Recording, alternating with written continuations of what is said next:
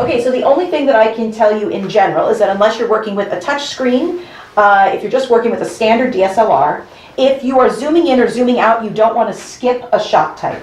So what that means is you can go from like an ECU to a CU, or you can go from a CU to a mid shot, etc., because you're going to change your focus, your focal range, and it's not going to work. You're not going to be in focus. You're going to lose focus. Now, if you're working with a touch screen, you're filming with something that has a touch screen where you can change your focus instantly, such as the iPhone 5S, or I'm sure many other phones and other kinds of things like that. Sorry. Oh, it's okay.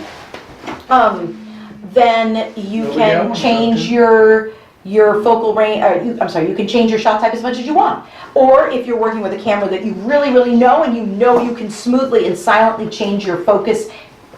Because remember, you guys, if you're moving from like Christopher to Mark, but Mark is where Mark is in the far corner, and you have to change your focal range, you can't do pan, focus. You can't then cut out all those movements of you trying to focus your camera. That's not the way it really works in real life. And you can't clean something up if it's out of focus. It's just... And that's all to do with the camera's capability. Absolutely. So you have to know your camera's capabilities. So if you've got a really high-tech camera, you could do that without having to worry about going into another shot. Absolutely. And it's usually done with presets. Which is just that either the camera, it snaps between like one focal range to another, or you're on a rig where the camera is actually moving in and out of different focuses. It just depends on what you're working with. Well then, as we write a script for Blue Forge, okay, what do we assume our capabilities are when we're writing the first? If you're going to be working with our camera crew, then you should assume that we are going to be working with a DSLR. And if you have things that are underwater or flying through the sky, or well, flying through the sky, you're going to work with a drone. Dropping from a great distance, underwater, or a lot of focus changes, then you should assume we're going to be working with an iPhone 5S. Okay. So, but that's only if you're working with our crew. I mean, you know, I know pretty much probably everybody in this room knows a million people that own their own rigs, or, you know, a DSLR or some kind of camera that does good stuff. So you just want to sit down with that person first. But I guess what I'm getting at though, when we're writing it, we're going to write it based on the equipment we have, so that if we have to cut to another shot, we're going to write that in the script as cutting to another shot.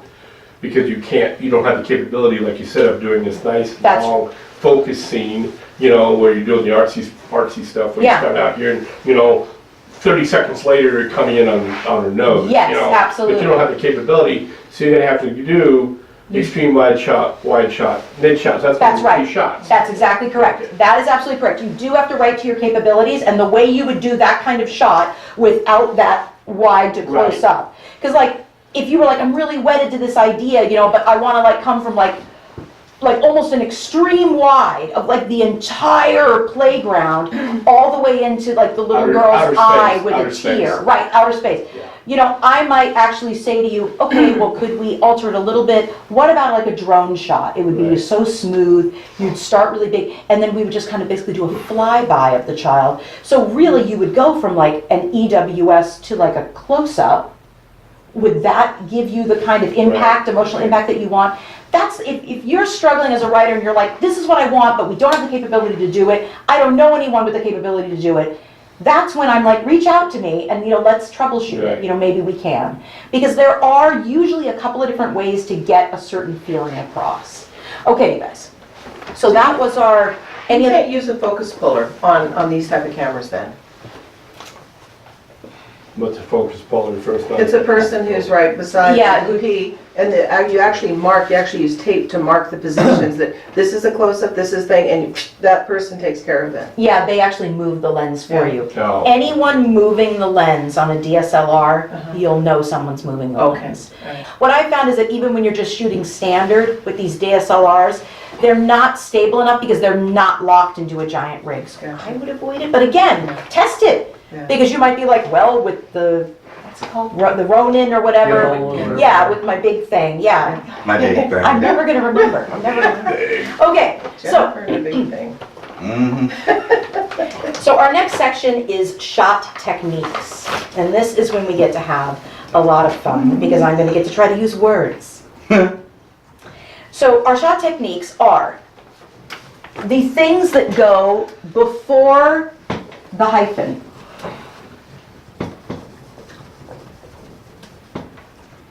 So for instance, mid-shot, pan, hyphen. A pan, okay, and again, you guys, I know in industry standard, this could be different, but again, in modular method, a pan is when your camera operator's feet stay still, or the tripod stays still, and just the camera moves. This is a pan. A pan is usually very smooth, no matter how you do it. A pan can be this way, a pan can be this way, a pan can be, but it's this movement, a pan, okay?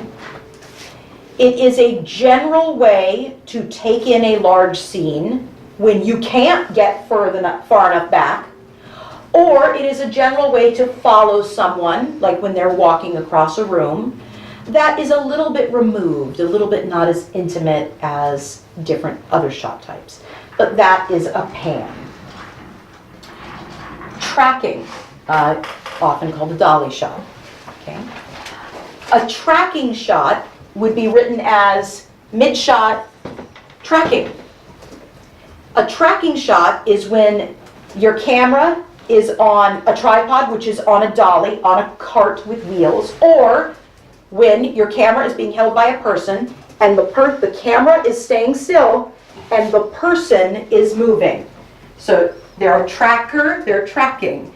When you do that, what do you, now also, you guys, this is gonna date myself here, but like Dawson's Creek, the character Dawson wanted to be a filmmaker. And at one point he wanted to get this really amazing shot, he didn't know how to do it, and they put him in a wheelchair and they wheeled him on the wheelchair to get it smooth. They were creating a dolly situation. So, because obviously, you know, if someone's walking with a camera, you do get some of this movement. Mm-hmm. Some people like that stylistically. Gimbal. Okay. Yes, right, yeah, there we go. You know, there's so many ways to do it, but they're all the same. With a tracking shot, you are moving with your subject. Whether you're moving a cart, whether you're moving a gimbal, whether you're just moving your body. And what that does is it creates a more intimate, in-the-moment type shot. Because now I'm walking with Ed. I'm not just clearly showing Ed. Like, if you're panning, it's like you're watching Ed walk across the room. But if you're tracking, you're walking with Ed. Right. So it becomes a more personal, more intimate shot. Do you have to, like you say, the mid-shot tracking, whether you're on the front or back of him? That, yes, you do want to, let's say you're sick on your first shoot day. You want to be able to hand your script to your camera operator and know that he's going to give you exactly what you want. So you definitely, within your narrative. That would be after the narrative. Exactly. Okay. In your narrative, this is silly because I don't want to handwrite a bunch of stuff. Yeah. If you guys look at your sample scripts, in your narrative, you're saying a lot. You're saying, is the actor's back to you? Are they in profile? I sometimes, especially if I know an actor well and I know my location well, I'll even say left or right. Or, you know, or I'll say this specific angle because I'm like, I know the way my people look. I know how they're going to look great. And in this light, I know the lights are going to be coming down in this way. The moonlight's going to be shining through here. I'm going to shoot in this specific way. So your narrative is your place to put that, and we'll get to this soon, but your narrative doesn't have to be one paragraph. You can break it up into little paragraphs, because remember, and this is so important, it's all a shot. There's a number. Shot 1, right? It is all a shot until shot 2, until you turn that camera off. So there could be dialogue here, right? And then there could be description here. There could be a whole other paragraph right in here that is Chris is thinking about his stepmother's cat from years ago that he loved, but then his father sold that cat and bought the Persian that he hated. He hated that Persian cat. It bit him constantly. The bites. Oh, the bites. Okay? That could be a totally separate, you're not limited to your narrative. And why are you not limited to your narrative? Because in traditional script writing, 1 page roughly equals a minute. There's nothing like that in modular method. There's nothing like that in modular method. The only thing I can say, because again, there's just not enough of you guys that are yet, up until this point, that are working with me enough, all I can say is my average, the way I write, is it averages out to 6 shots per minute once it's filmed. So I have lots of like mug, dog, window, 1 line of dialogue. You know, like I could have 20, well not 20, I could have 14 shots on a single page. And then another page, it's 1 shot and it carries over onto page 2. But my average, project after project after project, has been 6 shots per minute. But you're setting this up with that initial, I would call it extended narrative when it compared to Hollyweird. Because Yes. literally, because you're doing everything, i.e. you're being the writer, whatever, Right. you don't have somebody going, well, we can't put, that's too much like a novel. You're actually purposely putting that in there. Exactly. And it's also my way of being there for my actors. Right. Because I'm like, to me, you're not just like a man writing in a book. You're a man writing in a book thinking of the Persian, and the Persian was so evil, and your stepmom, you miss her. That's important. Because I then feel that my actor can give me what I want. Because he's there with me in the story. He cares about his Yes. character. But that's the thing, is explaining that, when you originally wrote that book and you're gonna turn it into a film, Yeah. trying to put that original feel you had for that character, telling the actor without, like you said, some director walking in going, oh, I don't want to film it that way. Right. You want to film it the way you want to film it because that's who that character was. Exactly. And maybe, you know, like, this is the kind of character where, you know, Yeah. we're only going to see her in close-up. You know, some filmmakers do that. They film certain characters in certain ways. Right. Only down at, only up at. I mean, it's a stylistic choice. Okay, so that's tracking. Then we have our zoom in, zoom out. Now, I've heard people argue, I just put zoom. I'm like, really? Can't wait to see. There's a big difference between the look and feel of a shot when you zoom it out and when you zoom it in. Yeah. So personally, I tell someone whether I'm zooming in or zooming out. That is also, it is a camera technique. So it's gonna go, so you have your number, your shot type, and then your shot technique. So this is your tech, this is your type, and this is your number. So mid-shot zoom in. Now, you can also put a zoom in or let's see, or a tracking in here. See, it doesn't have to be before the hyphen if there's further things that happen in the shot. Does that make sense? So that's so important because people, it was kind of like what you were saying, Mark. You were like, well, but if the camera then moves from one place and is tracking into another room, isn't that another shot? I'm like, no, because it's all continuous. It's one continuous shot. The camera's just moving. Your camera is like an actor. They're going to move around your scene. So it's okay to say track in your narrative. It's okay to say zoom in your narrative. Because if you want to change up what you're doing, well, you got to be able to do that. How do you put that in? That's how you do it. So this is just your original tech. Maybe you don't have any original tech. You just start in mid-shot still like this. But then this happens, this happens, this happens, this thing gets set, and then camera zooms in.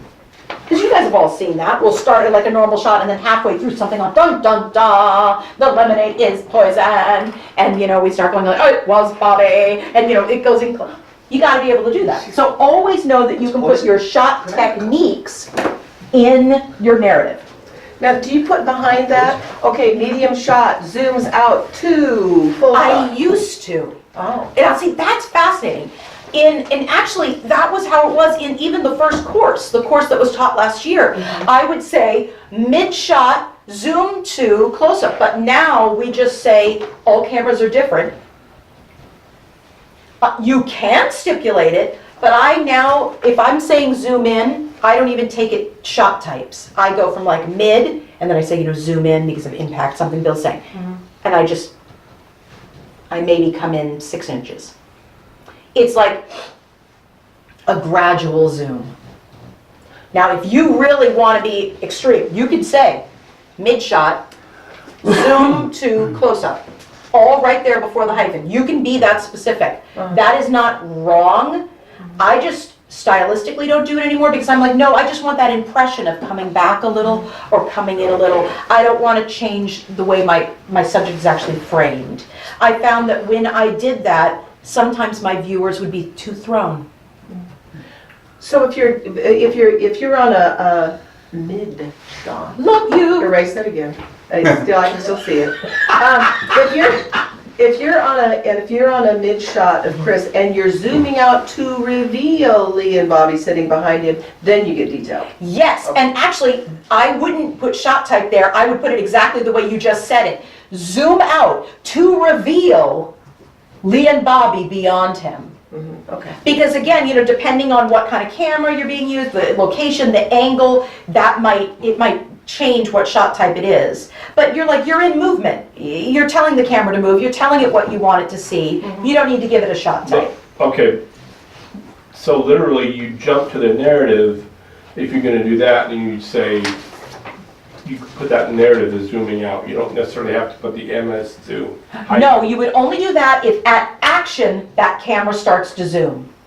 Okay, so halfway through the scene, if the camera zoom. Then it's in the narrative. But if you begin with a direction for the camera, a Right. technique for the camera, Okay. then put it here because your Okay. camera operator is going to be listening for that. So he knows or she knows, oh, okay, I'm going to be tracking.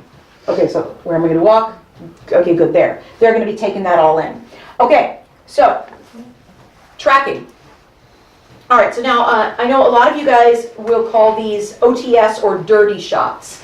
This is when you have two characters talking and the camera is behind me. So we see my shoulder and a little bit of my head usually, but our focus is on Christopher. Okay, as I'm sure you can imagine, coming from late folks, from the distributors, they're like, what is that? What are you even talking about? So this was renamed a past shot. What I did here just while we were having our little break of pasta, you guys, is I wrote down just a basic format. So you got your shot number, and then your shot type. Now remember, there's only 5 shot types, so you can never get that wrong. And numbers, we all learned about numbers.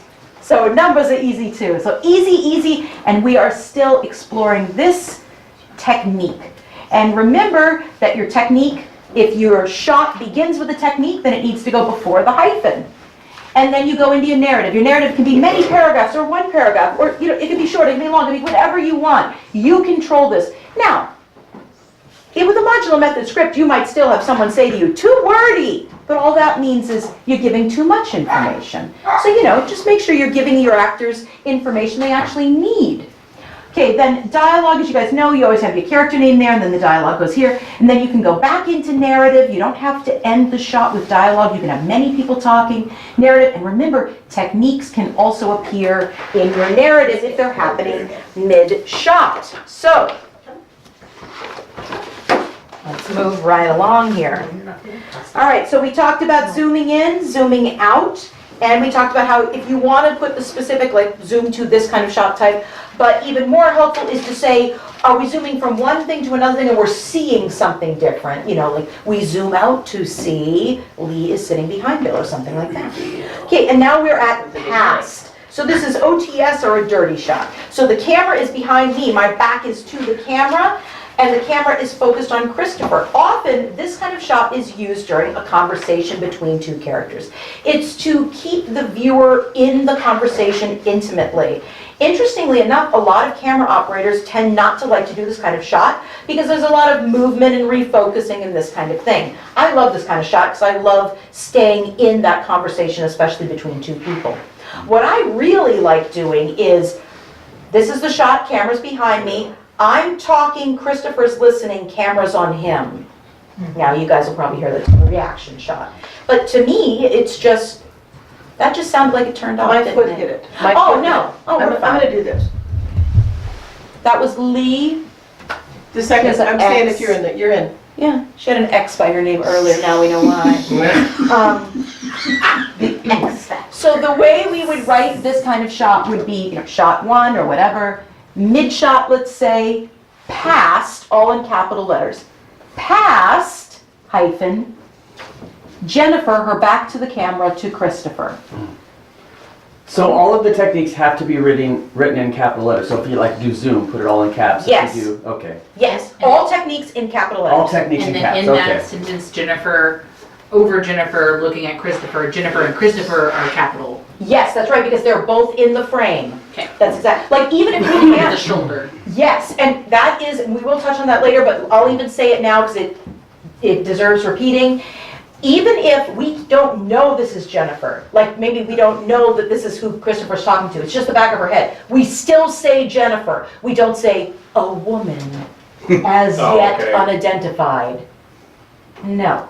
No, because it's Jennifer there. Jennifer, the actor, needs to know she's in this shot, but perhaps even more importantly, your AD needs to know who to tell to get into the Well, shot. I got a question for you. Yes. Okay, you're starting out the very first part of your film, and you have this figure walk into the shot. Mhm. Okay, are you gonna identify that person right that moment? Mhm. Yes. As Jennifer, even Yes. though you're purposely making it That's totally Kinda fine, vague? Okay. and that will, it'll still be vague to your Okay, viewer. okay. But to your editor, your Yeah. cast, your crew, and your Right. distributor, they need Okay. to know, oh, dang, that's when Jennifer's introduced. The figure in red, oh, I'm just building myself up I know. now, I'm just having Yeah. fun. The figure Yeah. in red at the very beginning of the film was your, ooh, hot. It's like the bullet in Hamilton, if you've seen Yeah. Hamilton. Yes, You don't notice it until the very end, but they were there the entire time. there, that's exactly it. Yes, What Mark? if you have a character, I mean, in normal scripts, I know how they do this, but you have a character who has a normal name, and then they're like a superhero and have a superhero name. Oh, there you go. So like Clark Kent / Superman? Yes, Yeah, do you so do that it's, slash, what, or- what I would do in a situation like that, and that's one of those things where like, oh, it's an unusual circumstance, which we actually cover, and I'll even add that one into unusual Yeah. circumstance. In that case, what I would do with a classic Superman thing is I would call him Clark when he's Clark, Right. and I'd call him Superman when he's Superman. And in my cover letter that goes with my script, I would say, so Clark is Superman, if that isn't obvious. Yeah, But yeah, I tagged it that way because I want my costume designer to know and my AD to know when Clark needs to be in Clark Yeah, clothes that's and what when they he do needs to in be in normal Superman scripts, I clothes. just wasn't sure if that was the same. Yes, that is the would there same. be a time though where you do the old Clark / Superman, you know, Clark / Superman, for some reason, in other words, you combine the two names? If he was transitioning. Yeah, right? okay. Yeah, and to be honest, I would Yeah. still avoid it because I would say Okay. Clark walks into the phone booth, Clark walks out Superman. Okay, you do it that, okay. Yeah, I would do it something, and what I would do, Yeah, okay, come on. Clark walks into the telephone booth. yeah, Clark, yeah, When Clark comes out. Superman walks out of the booth. That's how I would do it. Yeah. Because I would try to avoid doing Clark walks out as Superman. I would just say Superman walks out. okay. Yeah. Because again, you don't want any confusion because that's going to slow your process down. So when you're presenting this to people though, sometimes the charm and the excitement of the story is that they don't know the details in the bidding. And so when they're reading yeah. it, Clark is just Clark and blah, blah, blah. And all of a Absolutely. sudden they find, holy mackerel, Clark is Superman. But if they know in the beginning, I think it could ruin the little trick of it. Yes, I absolutely agree. And this is the only thing I can say about that. In a novel, every reader, whether it's the editor or your final end reader, comes to the book hoping for those kind of wonderful Yeah. surprises. And yet an editor at a big house will say to you, I need a summary, chapter by That's true. chapter, That's true. and I need to know the reveal at every point. Yeah, Because truthfully, as an editor, the joy of discovering the story is going to be taken away from me. I need to know if I can only skim, if I only have enough time to read 3 of your chapters, what chapters to read. When you're handing someone a script, they are not your end reader. And that is something that changes. When you're handing a script, these are the people that are going to be crafting this story with you. And when I have a big reveal, like in Jared's house, there's this massive reveal that this boy that we're seeing is not really there. He is actually a trace memory of a boy who grew up in this house, then ran away, and has gone on and become a grown man. And he's going to come back at the end of the film. So I said to my cast, if you read the script, you're not going to know what the heck's going on. Because you're like, this is Jared, that's Jared, who's Jared, where's Jared, Yeah. But for the viewer, this is gonna be a wonderful reveal. For you, because you're helping me create this story, there is no spoiler alert. I am ruining the story for you right now. Jared's not really there, because this is how I want you to be in these scenes. So I do, that's right. I do get it that there's a group of your readers that are not gonna have the joy. And those are the folks that you hand it to for like feedback, or your actors. You have to say, hey guys, here's this amazing script.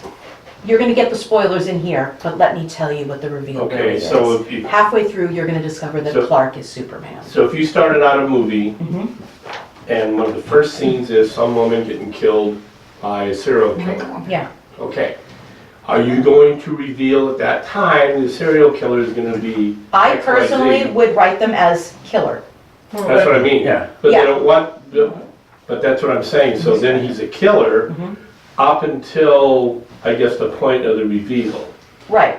Okay, so in that case, I think the main difference here, like modular, you need to know that. well, I know, but that's what Yeah. I'm saying. You don't get that choice. But I'm Right. saying, but the very beginning, the first scene is, I'll know that, but it's gonna be the killer, okay, as part of the script, Mhm. okay? Mhm. But am I going to then just simply say killer slash John, John Doe, and when I write the script? No, I would say until his reveal, you go ahead, call him killer. Okay, And then when you cast the killer, you have the audition side say killer. right, And don't reveal who in the script he is. So then, if you want, Even in the credits. yeah, you honestly Okay. don't have to, especially if it's a series, you certainly don't have Yeah. to do that. But you don't have to reveal until the reveal. I would never do a slash, I would just, when you have your reveal that Okay. someone is Yeah. discovered, okay, it's gonna be obvious in the script, this person is just, like for instance, with The Trees Have Names. right, When Daryl was the killer in the woods burying the bones, Yeah. I didn't say John, that's what which I was mean. his character's name. You I just said killer. killer. Okay, Yeah, so you can hide some of your stuff, you can. I try to tell folks, remember, the end viewer isn't gonna read your script. right, The script is full of spoilers, the script is one big spoiler. It's the end viewer that you want to protect. I was just thinking of it Yeah. because you were talking about the distributors are a lot of times layman type people that Yes. just have money. Yes. And I'm just thinking it could really ruin it for them to know in advance that this is the person's the killer rather than kind of go through the story and it's like, boom, they get hit with it. It's like, ooh, I wondered. And again, if you want that hit still with those original reviewers, I mean, I've never had anyone complain when they're given spoilers, Oh, okay, okay. but then go ahead and do it, Lee. Do killer, and then at your reveal, shockingly, it is John. You can tweak it a little bit. The only thing I would just say to avoid, because again, it's gonna mess with your wardrobe cues, is don't do a slash. So like, when you're saying killer, don't do Yeah. killer slash John.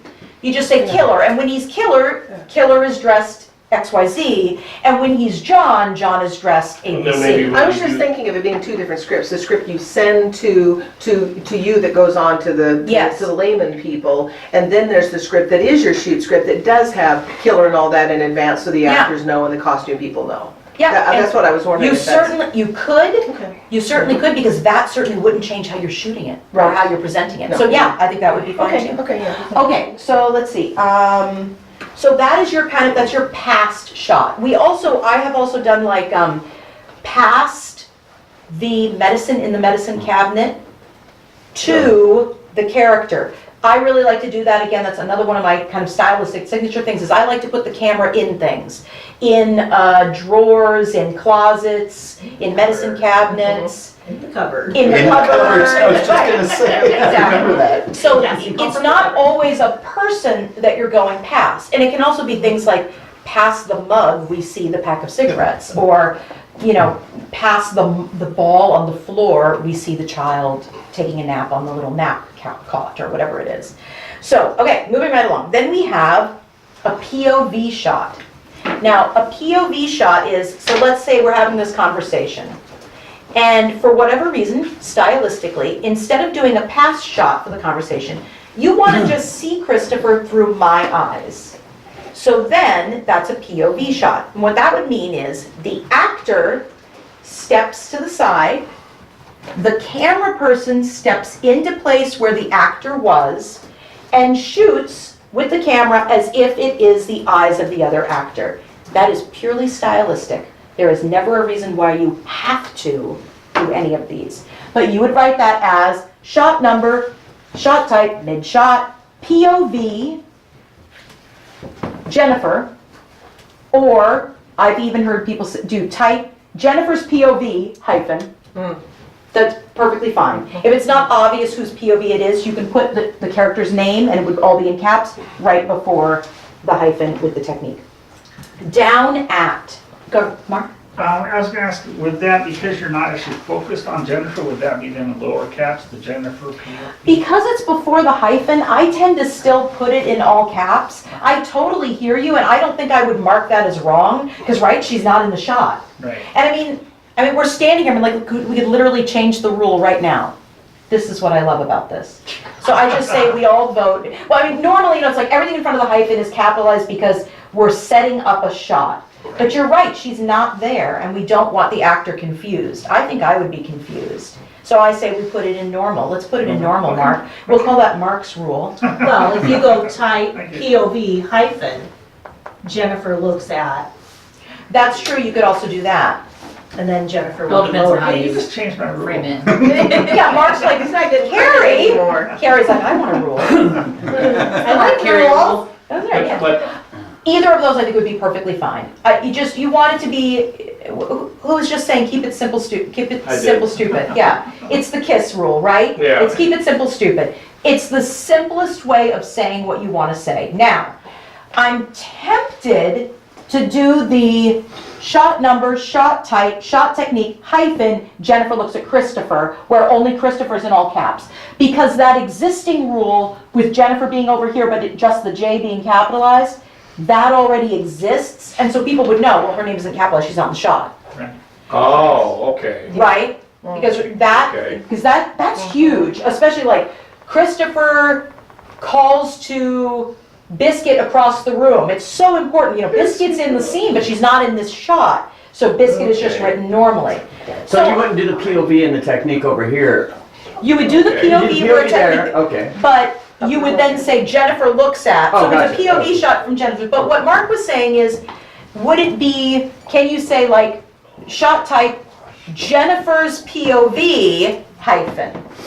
And to be honest, I could see myself using both of those. And then either way would be close. Yeah, either way would be fine. I'm not gonna like mark that as incorrect on a Because I test know or something like that. for me it would be easier to write, Mm-hmm. but then it would remind me that that's going to be Jennifer's POV. There you go, yes, absolutely. So okay, so now, down at.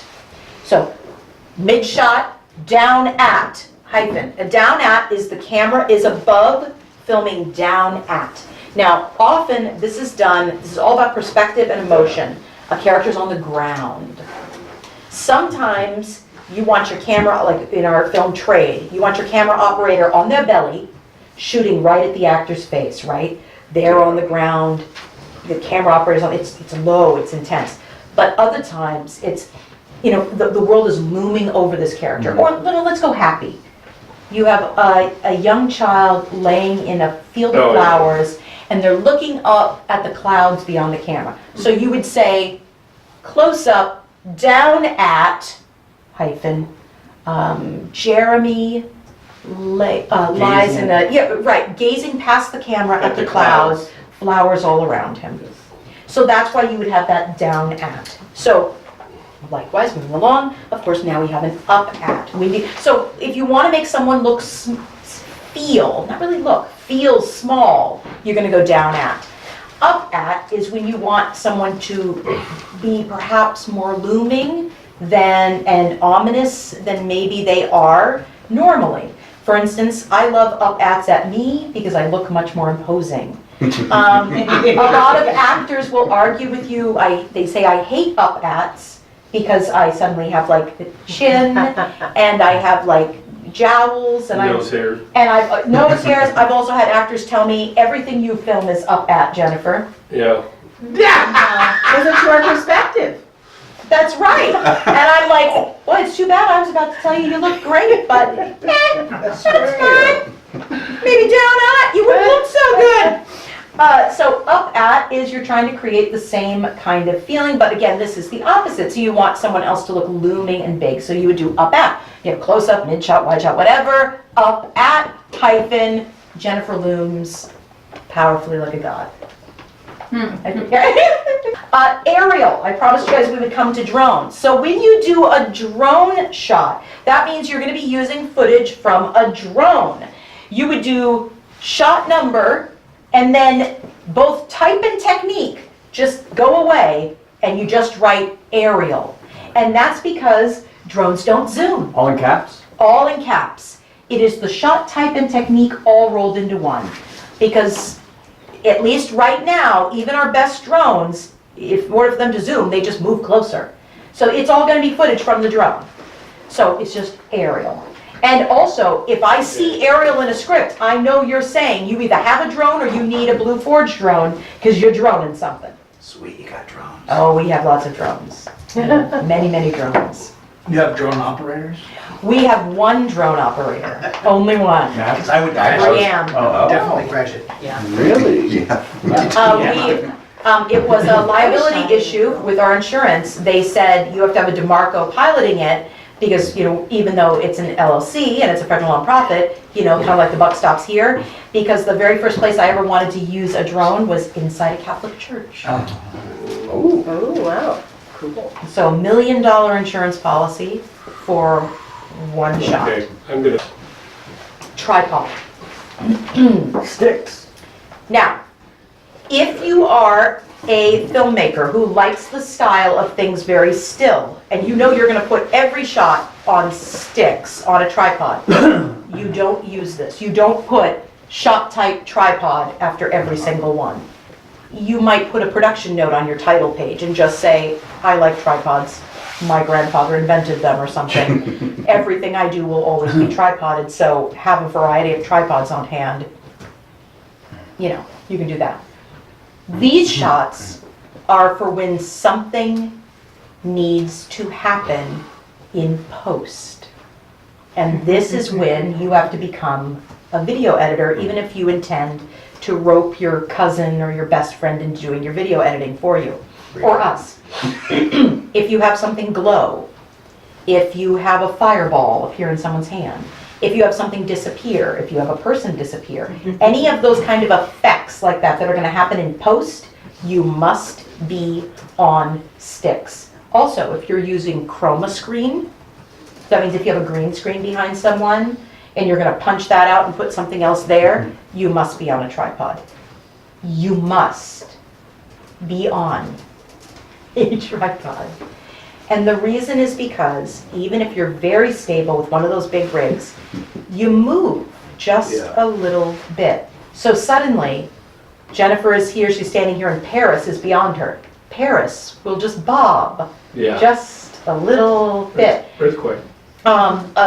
Mostly what I see people try to doing and not putting themselves on sticks is like making the cup disappear. Well, then what happens is the whole image goes blurry for just a few frames instead of just literally the cup disappearing. Or having a person, you know, that blinking, I think they call it in pop culture, yeah. So if a character blinks into the room, which basically means like they appear, they pop into the room, you can't do that unless you're on sticks. Because again, that little bit of movement makes it so that you can't bring two shots together. So if you're doing a shot with effects that are going to need to be done in post, you have to mark that here. So this isn't a stylistic use of a tripod. This is a practical, fundamental use of a tripod. And Maxwell's great at effects. Just So it's gonna throw it out there. So you literally be like mid-shot tripod. You got it, hyphen, yep, that's it. Okay, last thing in our shot technique area is camera direction changing within a shot. Remember how I said you can add techniques and give camera direction within your narrative. That's totally allowed. That has also changed from the very first edition of Modular Method, is we were like, no, you don't tell your camera, you gotta change the camera. Then we're like, no, you don't. I think and what it is that camera operators have gotten, and more of them have gotten used to shooting in modular method. So we've been very lucky. So you can always do it. When I tell the camera to do something, I treat the camera like an actor. So the word camera is all in caps. So if I'm telling the camera to do something within the narrative, such as camera zooms in, or camera tracks biscuit, whatever it is, I have the word camera all in caps. Okay.